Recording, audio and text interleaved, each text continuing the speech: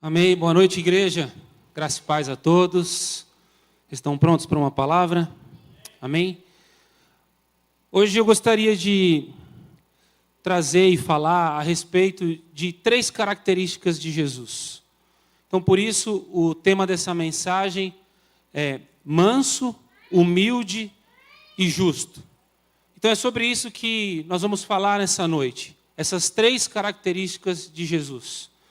São atributos que são facilmente identificados na pessoa de Jesus, mas que também o próprio Jesus se classifica assim. Se você puder, abra comigo sua Bíblia em Mateus 11, verso 29. Mateus 11, 29. Diz assim: tomem sobre vocês o meu jugo e aprendam de mim, porque sou manso e humilde de coração. E vocês encontrarão descanso para a alma. Então, em primeiro lugar, Jesus nos chama, Ele nos convida, não só para segui-lo, mas também para aprender com Ele. É isso que Ele diz: aprendam de mim. Sendo assim, nós precisamos falar, em primeiro lugar, sobre aprender. Aprender, irmãos, de fato é adquirir conhecimento, sim, mas é também receber instrução, e principalmente, de alguma forma, adquirir alguma habilidade prática, sabe? Aprender algo que possa se traduzir na prática, que possa ser útil na vida. Ou seja, aprender algo pode ser proveitoso e servir para algo se for colocado de fato em prática. Então, eu posso aprender ouvindo, eu posso aprender lendo, eu posso aprender observando, eu posso também aprender fazendo, né? Nós podemos ainda aprender com os nossos erros. Nós podemos também aprender observando os erros de outras pessoas. Por isso, o observar é tão importante. Observar é fundamental para aprender.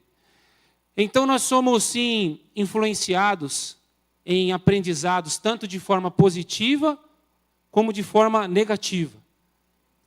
A palavra aprender, ela vem do latim apprendere, que significa agarrar ou tomar posse. Então, em se tratando do que Jesus tem a nos ensinar, nós precisamos sim agarrar a instrução, tomar posse do exemplo de Jesus em nossas vidas. Quando ele diz, aprendam de mim, que eu sou manso e humilde, ele está apontando um caminho para a nossa vida. Um caminho para nós trilharmos, um caminho de comportamento, um verdadeiro estilo de vida.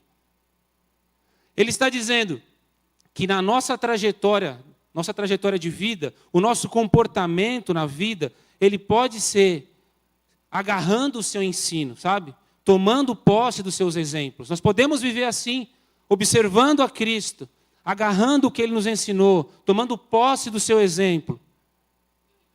Esse caminho de mansidão e de humildade que nós lemos aqui, ele é o caminho que nos leva ao coração de Jesus. Olha o que diz lá em Mateus 5,5. Mateus capítulo 5, versículo 5, diz assim: bem-aventurados os humildes, pois receberão a terra por herança. Ou seja, feliz daquele que busca viver em humildade, porque a esse está prometido uma herança maravilhosa, a terra como herança. Essa herança vem da parte do Senhor, Ele nos entrega tudo, se vivermos e aprendermos com Ele. Se aprendermos com Ele a forma de viver, a forma de se comportar, a forma de caminhar nessa vida, nessa terra. Em Colossenses capítulo 3, verso 12, Colossenses 3, 12, diz assim: portanto, como escolhidos de Deus, santos e amados, vistam-se de profunda compaixão, bondade, humildade, mansidão e paciência. Então, mansidão e humildade é sim um revestimento. Nós nos revestimos dessas características de Cristo para caminhar na terra. Nós nos revestimos de mansidão e de humildade, para tentar, ao menos tentar, ser como Ele. Portanto, então, nós nos revestimos, aqueles que são escolhidos de Deus, com esse poder. Porque, de fato, mansidão e humildade nessa terra se tornam um poder. Quem caminha em mansidão e humildade tem o poder de Deus nas mãos. Poder que Ele concede aos seus escolhidos. Quantos aqui se consideram escolhidos? Então, o primeiro ponto, ou a primeira característica de Jesus a ser trabalhada em nós, é a mansidão. E ser manso, irmãos, significa estar com o coração tranquilo. Significa estar com o coração controlado, sabe? Paciente. Óbvio que é um desafio, mas é isso que é ser manso. Mesmo diante do caos da vida, mesmo diante das dificuldades, das injustiças, o manso, ele mantém a serenidade. O que não significa dizer que o manso é fraco. Não, muito pelo contrário. Mansidão não é fraqueza, não é fragilidade, não é nada disso. É o contrário, mansidão é força. Nesse mundo em que nós vivemos, o manso é o mais forte de todos, porque não cede às pressões, não cede às provocações. Isso significa força, poder que vem de Deus. Então, mansidão é essa força, mas é força sob controle, sabe? O manso é forte, mas a sua força está controlada, e controlada pelo Espírito Santo de Deus. Charles Spurgeon disse: a mansidão é uma graça que brilha mais em tempos de provação. Percebe que a mansidão é um favor de Deus em nossas vidas, que se evidencia ainda mais, fica mais clara nos momentos de provação. Então fica claro que mansidão, essa força controlada pelo Senhor, se evidencia em momentos onde nós somos colocados à prova, sabe? Diante de uma provocação, diante da pressão, ou em situações caóticas em que nós nos encontramos no nosso dia a dia. É aí que a nossa mansidão brilha ao mundo. É aí que o poder de Deus brilha ao mundo. Então, esse autocontrole que nós buscamos ter e trabalhamos em nós, através de aprender com Cristo a ser manso, precisa prevalecer em nós. Precisa prevalecer em nossas vidas. Amém? O segundo ponto, ou a segunda característica de Cristo a ser buscada, é a humildade. E ser humilde, de fato, é reconhecer quem nós somos de fato. Ser humilde é reconhecer quem é de verdade. Nem mais, nem menos. Mas a realidade de quem nós somos. Ser humilde é reconhecer de fato a nossa real situação, sabe? Como nós estamos de verdade. Como nós nos encontramos. Qual é o momento que nós vivemos? O humilde, ele reconhece. Ele sabe quem é. Ser humilde é também reconhecer a total dependência de Deus. Ser humilde é entender no coração que sozinho nós não conseguimos nada. Ser humilde é entender que tudo está na dependência de Deus. É não buscar estar no controle de tudo, mas entregar o controle nas mãos do Senhor. É não agir movido por orgulho. Ou seja, não querer ser aquilo que não é. Porque é isso que o orgulho faz. Quer seja mais ou menos, o orgulho quer transformar a nossa identidade. Quer mudar quem nós somos de verdade. É isso que o orgulho faz. Porque orgulho é justamente o contrário da humildade. Ser orgulhoso é achar, como eu disse, que é o que não é. Ou esconder a verdade de quem nós somos ou de como nós nos encontramos. Já ser humilde é ter a sua identidade totalmente firmada. É saber quem é de fato. É reconhecer as limitações, as falhas. Não é reconhecer, não é só reconhecer, mas é também se esforçar para melhorar, sabe? Humildade é isso. É reconhecer, mas é também entender que eu preciso mudar, que eu preciso melhorar, que eu preciso me esforçar para ser cada dia melhor, para evoluir. É também reconhecer como se encontra de verdade no atual momento. Qual é o nosso atual momento? Como nós estamos hoje de verdade? Além de ser capaz de se submeter. O humilde, ele se submete. Ele é capaz de ouvir, ele é capaz de acatar, capaz de ser corrigido. O humilde é aquele que tem o coração ensinável, sabe? Você está comigo? Você está entendendo até aqui? Jesus nos ensinou através do exemplo em várias situações, onde ele demonstrou toda a sua mansidão e toda a sua humildade. Jesus foi humilde em diversas ocasiões. Eu quero trazer aqui alguns exemplos onde Jesus nos ensinou a ser humilde. Para começar, o Rei dos Reis, ele nasceu em uma manjedoura. Então ele já chegou ao mundo de forma humilde. O Filho de Deus veio ao mundo de forma simples e humilde. Nasceu sem luxo, nasceu sem conforto, viveu ali a infância normal, aprendeu o ofício de seu pai na terra, se tornou um carpinteiro. O Rei dos Reis se tornou um carpinteiro. Ele estudou, se submeteu aos estudos, à tradição judaica, se tornou um mestre. Portanto, o dono de todo conhecimento se submeteu como um homem humilde. Humildemente ele se submeteu e caminhou na terra de forma simples, comum, humilde. Jesus também, em certo momento, ele lavou os pés dos seus discípulos. Outro exemplo da humildade de Cristo. Em um gesto de profunda humildade e, sobretudo, amizade com seus discípulos. Ele demonstrou ali o seu caráter simples, de quem veio servir e não ser servido. Ao lavar os pés dos seus discípulos, ele deu o exemplo de como nós deveríamos nos tratar humildemente. Lavou os pés daqueles que, de repente, os rejeitaram, traíram, mas ele estava lá, em profunda humildade e amizade. Jesus também foi batizado por João Batista, como todos os que se arrependiam. Irmão, você consegue entender isso?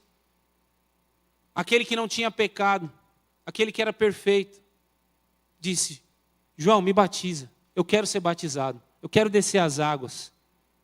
Ele que não tinha do que se arrepender, porque não tinha pecado, era perfeito e mesmo assim sempre deu o exemplo. Sempre foi exemplo em fazer o que era certo, o que era necessário. Sempre se submetendo aos planos de Deus, aos planos do Pai. Jesus também, em certa ocasião, recebeu e deu atenção às crianças. Enquanto todos rejeitavam as crianças, se afastavam, não davam ouvidos, não davam atenção às crianças, ele disse: deixe vir a mim esses pequenos, deixe vir a mim as crianças. Jesus chama para perto as crianças que não tinham atenção, dos adultos, que eram desprezadas, que eram afastadas. Jesus sempre deu o exemplo de ouvir aqueles que não eram ouvidos, de dar atenção àqueles que eram rejeitados, de dar voz àqueles que não tinham voz.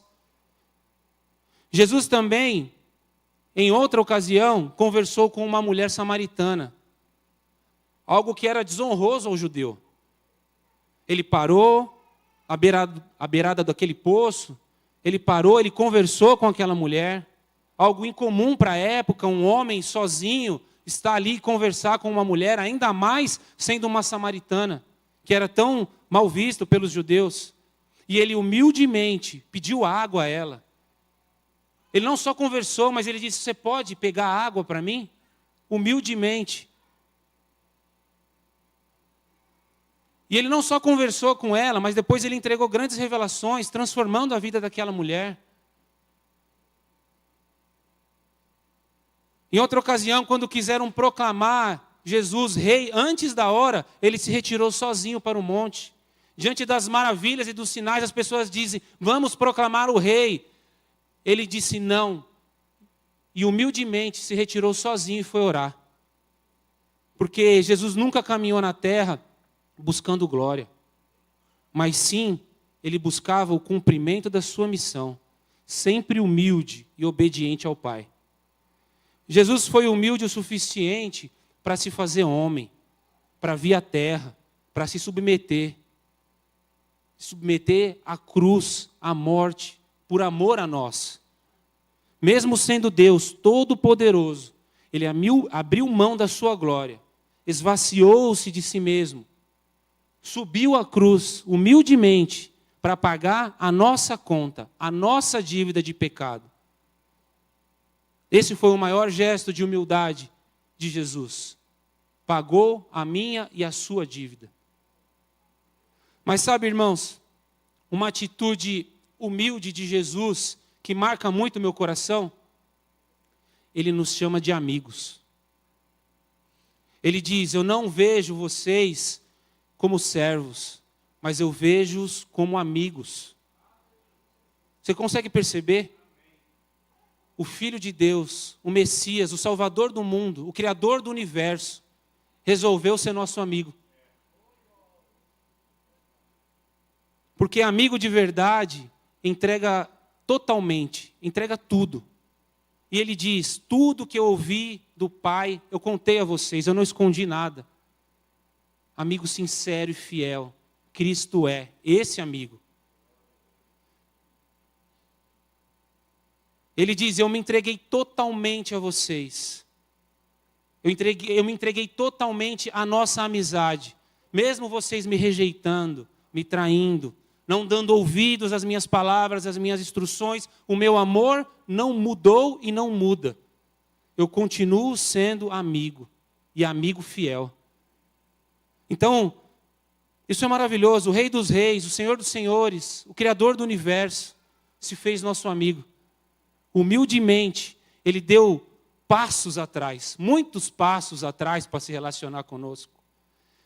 Ele desceu muitos degraus para estar no nosso nível e poder se relacionar conosco. Você percebe isso? Quantos passos Ele teve que dar para trás? Quantos degraus Ele teve que descer para estar conosco? Para ser nosso amigo, para se relacionar com a gente. Então, quem somos nós para achar que não podemos fazer isso? Quem somos nós para achar que não podemos nos diminuir para poder se relacionar com alguém?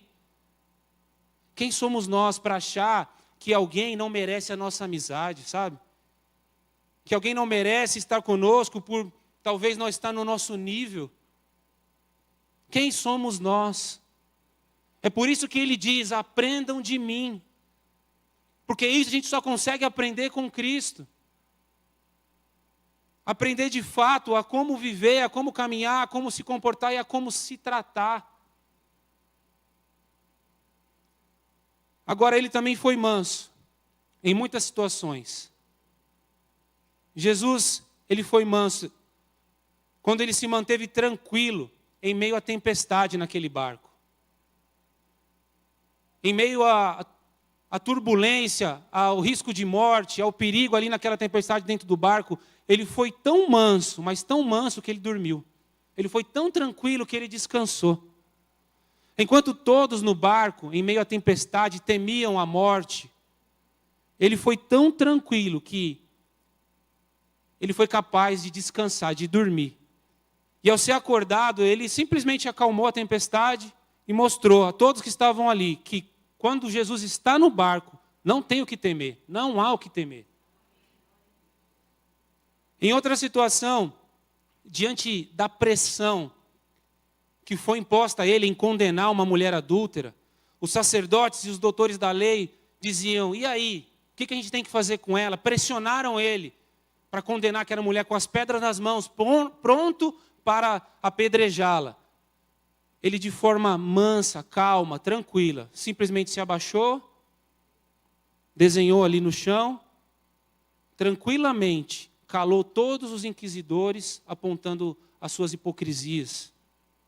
Então, serenamente, perdoou aquela mulher e apontou para ela um caminho. Manso, tranquilamente, não cedendo às pressões.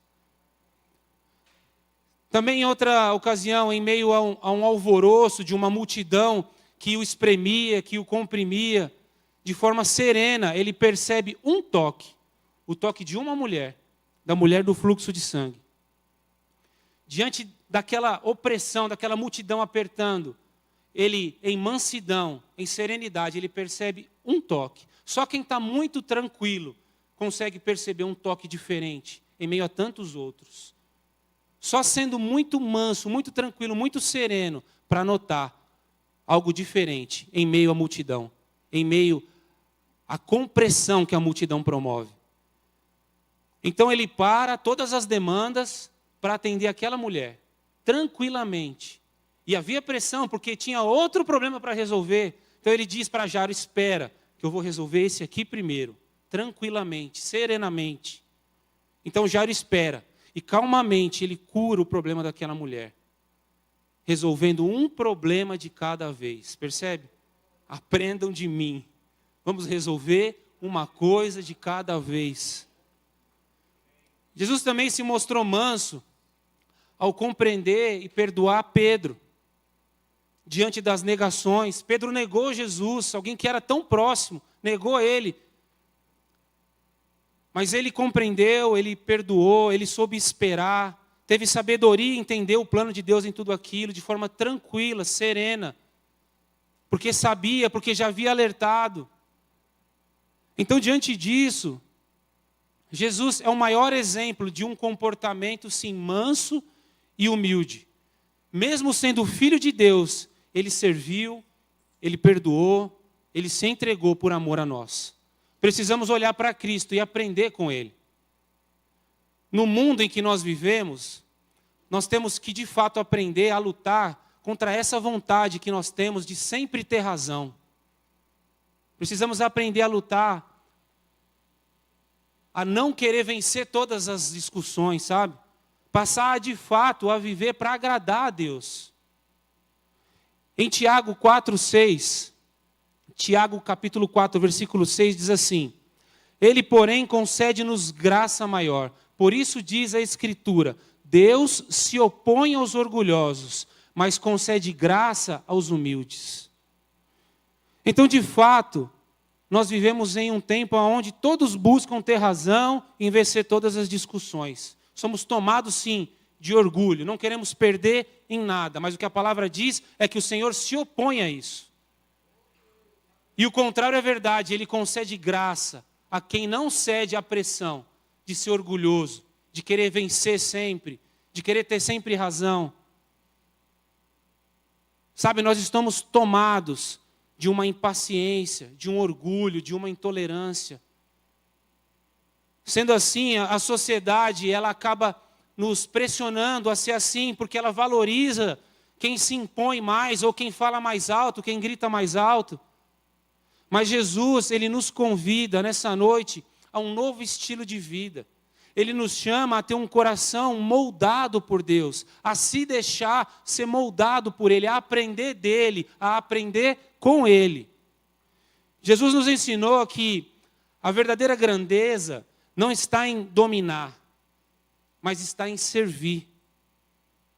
Ele nos ensina que a verdadeira grandeza não está em ser exaltado, mas está em obedecer a Deus, em obedecer ao Pai. Esse foi o exemplo de Cristo. Em Filipenses 2:8 diz, sendo encontrado em figura humana, humilhou-se e foi obediente até a morte, e morte de cruz. Olha só, a palavra manso, ela vem do grego praus, que significa domado. O manso é aquele que é domado. Alguém que é cheio de força, mas aprendeu a ser guiado pelo Espírito Santo. O manso é aquele que é domado pelo poder do Espírito Santo de Deus. Em Provérbios 15:1 diz assim, a resposta calma desvia a fúria, mas a palavra ríspida desperta a ira. Quanto de nós, tomados por orgulho, não somos capazes de frear a resposta, frear a língua? E muitas vezes o que vem como contrapartida é a fúria, é só raiva, é só ódio, é só mais briga, mais discussão. Humildade é não pensar menos de si. Humildade não significa pensar algo diferente de quem você é. Humildade não é pensar menos de si, mas é pensar menos em si. O humilde, Ele não pensa menos de si, mas ele pensa menos em si próprio. Consegue entender?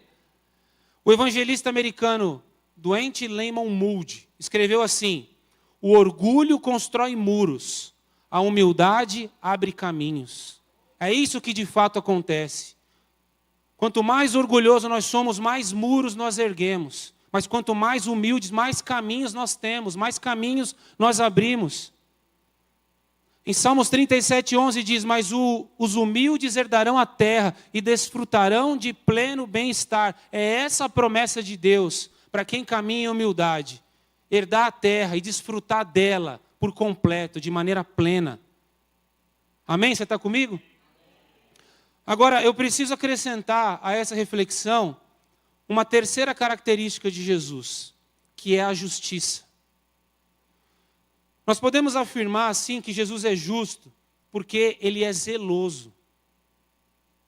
Cristo é zeloso por aquilo que é correto, por aquilo que é direito, por aquilo que é certo, por aquilo que é honesto, por aquilo que mantém a nossa integridade, por aquilo que nos mantém pautados nos princípios e nos valores da palavra de Deus. Ele é justo, porque Ele é zeloso. C.S. Lewis tem a seguinte frase: a justiça de Deus não é vingança, é o mundo sendo colocado em ordem novamente.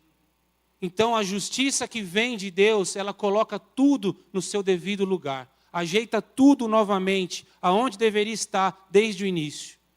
Então podemos sim afirmar que justiça também é zelo, ou cuidado. E Jesus é justo porque Ele demonstra zelo. Ele demonstra zelo por tudo aquilo que é bom. E, sobretudo, Jesus é zeloso pela sua casa. Cristo é zeloso pela casa do Pai, pela casa de Deus. Eu quero trazer aqui o exemplo de quando Jesus se levanta para purificar o templo. Você pode abrir a sua Bíblia, Mateus 21, versículo 12 e 13. Diz assim: Jesus entrou no templo e expulsou todos os que estavam vendendo e comprando. Derrubou as mesas dos cambistas e as cadeiras dos que vendiam pombas e lhes disse: está escrito, a minha casa será chamada casa de oração, mas vocês estão fazendo dela um covil de ladrões. Agora vai comigo para o Evangelho de João, capítulo 2, verso 13. João 2, verso 13 em diante, vai dizer: quando já se aproximava a Páscoa judaica, Jesus subiu a Jerusalém. No pátio do templo encontrou alguns vendendo bois, ovelhas e pombas, e outros sentados diante de mesas, trocando dinheiro. Então ele fez um chicote de cordas e expulsou todos do templo, bem como as ovelhas e os bois. Espalhou as moedas dos cambistas, virou suas mesas e disse aos que vendiam pombas: tirem essas coisas daqui, parem de fazer da casa de meu pai um mercado. Os seus discípulos lembraram-se do que está escrito: o zelo pela tua casa me consumirá. Bom, eu preciso dizer que esse episódio que nós lemos a respeito de Jesus, do que Ele fez, não se trata de um episódio de ira, não. Jesus não teve ali um destempero, um descontrole, nada disso. Muito pelo contrário, trata-se de zelo e de justiça. Nesse episódio, Ele não perde os seus atributos. Cristo não deixa de ser manso e humilde. Ele continua sendo manso e humilde, mesmo diante daquela situação, mesmo diante da sua atitude em virar as mesas, em expulsar os cambistas, os vendilhões, aqueles que estavam fazendo da sua casa um mercado, um covil de ladrões, como ele mesmo disse. Mesmo revestido de toda a sua humildade, de toda a sua mansidão, Ele faz prevalecer um outro atributo, uma outra característica, que é a justiça, o zelo, o cuidado por aquilo que é certo, por aquilo que é correto, por aquilo que é honesto. Só que Ele está ali tomado, então, desse zelo de Deus, o zelo pela casa de Deus. Então, diante da ação daqueles homens que estavam, de fato, transformando a casa de Deus em um covil de ladrões, como Ele mesmo disse, tomado daquele zelo santo, Ele faz o que faz. Então, o contexto da história é o seguinte: acontecia em Jerusalém a festa da Páscoa judaica. Então, a cidade de Jerusalém estava cheia. Estava repleta de pessoas que foram ali para celebrar, foram ali para adorar e também para sacrificar, sobretudo para sacrificar, e sacrificar para Deus. Então era uma multidão de pessoas naquele lugar, com o mesmo intuito, com o mesmo objetivo. E a lei e a tradição dizia que deveria ser oferecido em sacrifício, o melhor animal, o melhor cordeiro. Aquele que deveria vir sendo ali tratado e cuidado há tempos, preparado há tempos com este objetivo, o objetivo de ser sacrificado, porque teria que ser um sacrifício aceitável, um sacrifício aprovado. Isso porque também o sacerdote do templo, ele tinha que aprovar o cordeiro. Ele tinha que inspecionar e aprovar para que fosse o sacrifício aceito, aprovado. Então o sacrifício não poderia ter nenhum defeito, o animal a ser sacrificado não poderia ter nenhum defeito, porque ele precisava passar por uma aprovação, por uma validação do sacerdote.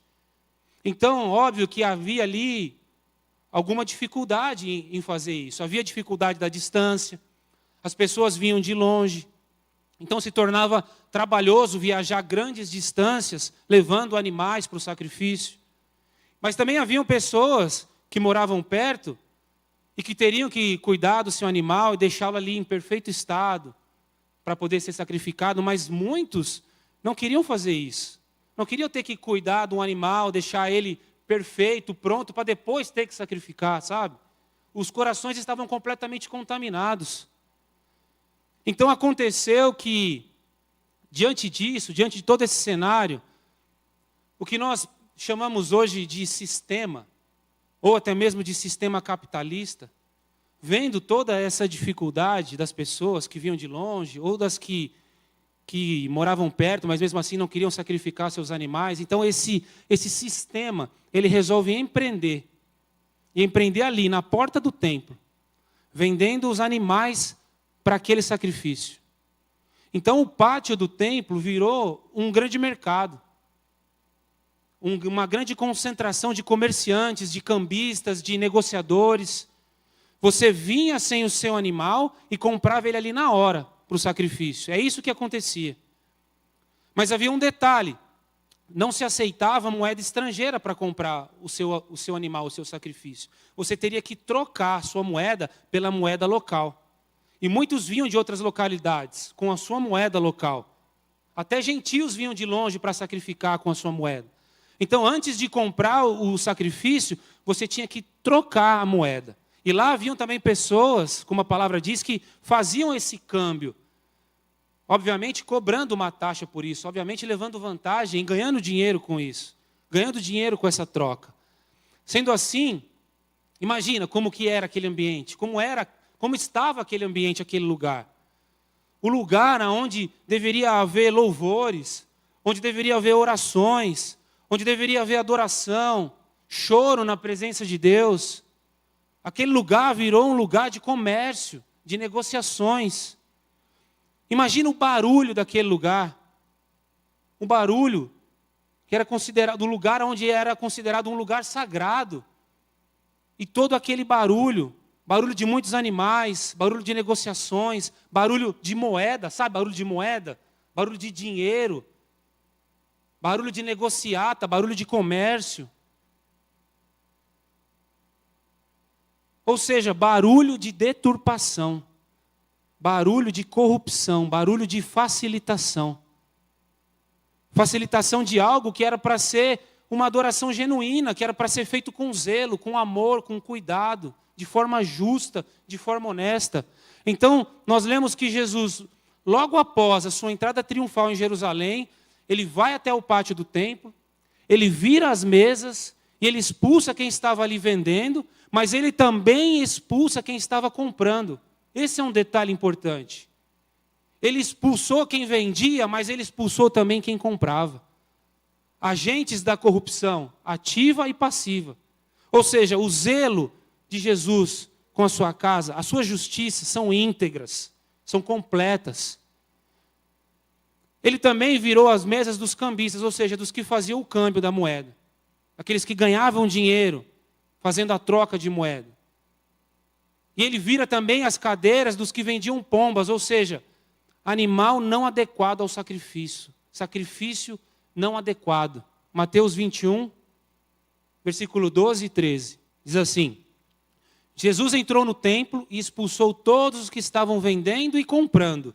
Derrubou as mesas dos cambistas e as cadeiras dos que vendiam pombas. E lhes disse: está escrito, a minha casa será chamada casa de oração, mas vocês estão fazendo dela um covil de ladrões. Então, o apontamento que Jesus faz aqui é muito sério. Transformaram a casa de meu pai em um covil de ladrões. Verdadeiros bandidos, não tem outra palavra a ser dada a quem fez isso. Verdadeiros bandidos que se aproveitam da fé para ganhar dinheiro. E isso, irmãos, fala sim de uma realidade hoje da igreja de uma forma geral, sabe? A purificação que Jesus quer promover hoje é sim virar as mesas daqueles que estão transformando os templos em casa de interesses. E muitas vezes interesses econômicos. Aqueles que estão transformando a casa de Deus, a igreja do Senhor, em lugar de comércio, em lugar de negociata, em lugar de negociações, em lugar onde se busca vantagem, em todos os aspectos e até econômico. O Senhor Jesus está querendo virar as mesas nos templos, aonde se almeja poder e fama. Ele quer promover essa purificação. Essas mesas vão ser viradas e já estão sendo viradas. Jesus está virando essas mesas, amém? E essa purificação promovida por Cristo é para quem oferece sacrifício impuro e facilitações, sim, mas também a purificação atinge quem consome tudo isso. Quem procura essas facilidades. Quem está disposto a pagar um preço pela facilidade, sabe? No sacrifício, pela facilidade em estar ali, em fazer parte daquilo tudo. Portanto, o julgamento é sobre quem vende, mas é também sobre quem compra. Ou seja, o que cobra é corrupto, mas o que paga também é. Todos têm culpa nesse sistema que transforma um lugar santo em um sistema de negócio. O que Jesus pretende com isso, irmãos, é resgatar a identidade do templo, a verdadeira identidade da sua casa. Quando ele diz, minha casa será chamada casa de oração, porque essa é a verdadeira identidade da igreja de Jesus. Jesus está purificando a sua igreja. E esse juízo, ele começa assim por nós. Começa assim aqui. Em 1 Pedro 4,17, diz assim, pois chegou a hora de começar o julgamento pela casa de Deus. E se começa primeiro conosco, qual será o fim daqueles que rejeitam o evangelho de Deus? Então, uma casa de oração, ela precisa ser uma casa de sacerdotes. Portanto, uma casa de servos, não uma casa de consumidores, ou uma casa de pessoas que estão dispostas a pagar por facilidades. Não. Precisamos voltar a ser aquela comunidade que não quer só consumir, mas que abraça a missão de edificar, de contribuir, de ser útil para o reino de Deus, útil de verdade. Olha só, quando alguém nasce de novo em Cristo, ganha uma nova vida, certo? Nós vimos aqui o vídeo de todas as pessoas que se batizaram, que nasceram de novo, que ganharam uma nova vida em Cristo. E quando ganham uma nova vida em Cristo, se torna como um bebê, como uma criança, como um bebê na fé, sabe? Um bebezinho no que diz respeito à vida espiritual. E o que é uma criança pequena? O que é um bebê? Um bebê é demanda. É fato. Um bebê dá trabalho. O bebê te consome. É ou não é? Criança pequena, basicamente, o que ela faz? Ela come, dorme, faz xixi, faz cocô, e você tem que limpar. É o adulto que tem que limpar. Ela chora, dá birra, esperneia. É trabalhoso cuidar de um bebê, mas a gente ama. Mesmo dando todo esse trabalho, a gente ama. Porque tudo bem, né? É um bebê, é só um bebê. E também porque a gente sabe que é uma fase, vai passar. Mas o problema do bebê espiritual, da criança que nasceu de novo e se tornou um bebê na fé, o problema é quando essa fase não passa, sabe? O problema é quando essa fase persiste. Quando continua só consumindo, não cresce, não avança de fase. Nunca deixa de ser demanda, nunca deixa de só consumir, de só dar trabalho. Essa fase, irmãos, ela tem que passar. Ela precisa passar. Então o templo, ele não é esse lugar. O templo não é lugar de consumo. O templo sempre foi lugar de sacrifício, assim como a igreja. A igreja é lugar de sacrifício, não é lugar de consumo, não é lugar de facilidades. Não é lugar de negociações, é lugar de sacrifício. Ir ao culto no templo era só entrega, era só perca, era só sacrifício, arrependimento, oração.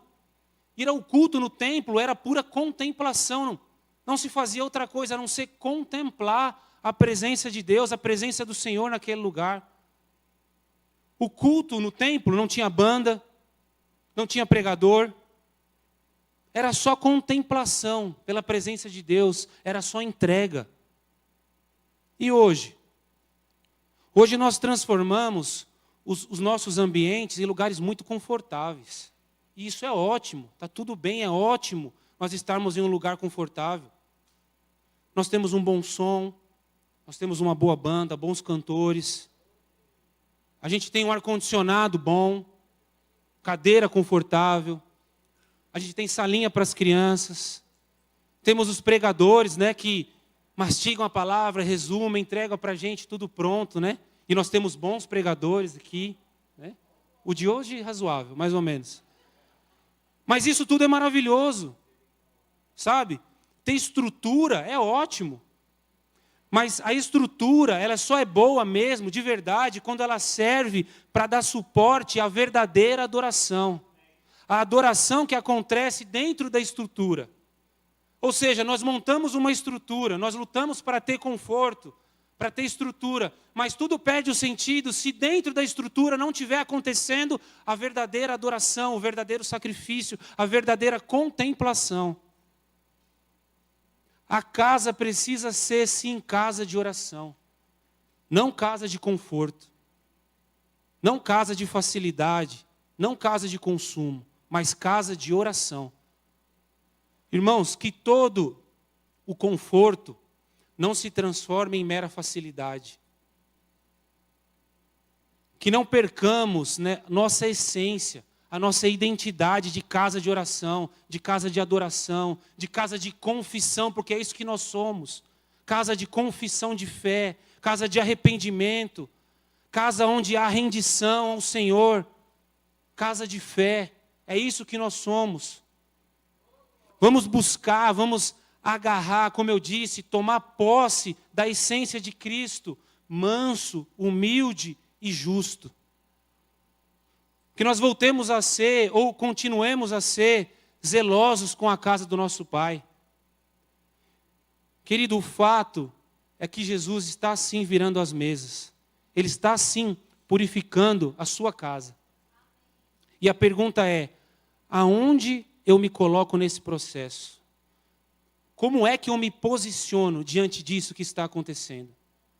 É preciso sim que nós tomemos esse lugar de sacerdócio, mas o sacerdócio na sua essência. Colaboradores dessa purificação, justos, zelosos como Cristo. John Stott tem a seguinte frase: Deus chama o seu povo não apenas para crer, mas para agir, e agir com justiça. Deus nos convida a agirmos, mas agirmos de forma justa, como Ele agiu, como Ele age. Dietrich Bonhoeffer escreveu assim: a justiça de Deus exige que nos levantemos contra o mal, mesmo quando custa. Nós precisamos nos levantar junto com Cristo e virar definitivamente essas mesas. Então eu quero te dizer, em primeiro lugar, nós precisamos nos revestir desse zelo, nos revestir de discernimento sobre o que é falso e sobre o que é verdadeiro.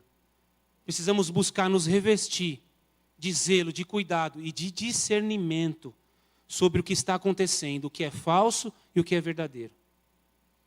Em segundo lugar, nós precisamos viver a verdadeira identidade de uma casa sacerdotal, que ora, que sacrifica e que serve. Em terceiro lugar, nos tornemos instrumentos de cura nessa casa. Eu e você somos chamados a sermos canal de bênção e de cura aqui, nesse lugar e fora daqui. Ao sairmos daqui, revestidos desse poder, ao aprendermos de Cristo, a ser manso, humilde e justo, quando nós saímos daqui, nós somos sim instrumentos em suas mãos, agentes de cura, agentes de transformação. Em quarto lugar, vamos proteger e ensinar as nossas crianças. Essa é uma missão muito importante que nos é apresentada, que Cristo nos entrega. Proteger e ensinar as crianças, a nova geração, precisa aprender conosco no caminho que é Jesus, para que eles não se contaminem, em um lugar de facilitações, em um lugar de negócios, em um lugar onde não se busca o verdadeiro evangelho, não se busca a verdadeira adoração e o verdadeiro sacrifício. Vamos proteger as nossas crianças disso. E em quinto lugar, nesse caminho, que nós venhamos a nos esforçar, de verdade, fazer o maior esforço das nossas vidas para ser como Ele. Sabe, nós nunca vamos conseguir alcançar essa estatura de perfeição de Cristo. Mas o que Ele olha, o que Ele observa, o que Ele valoriza, o que Ele ama é de ver o nosso esforço, é em ver o nosso esforço. A nossa busca em querer aprender dEle, aprender com Ele. Por isso Ele diz, aprendam de mim, aprendam comigo. Aprender não é fácil, aprender requer esforço, requer busca, requer determinação. E esse é o maior esforço que cada um de nós precisa fazer nessa vida, nessa caminhada. Ser como Cristo, ser como Ele, manso, humilde e justo. Você pode ficar de pé?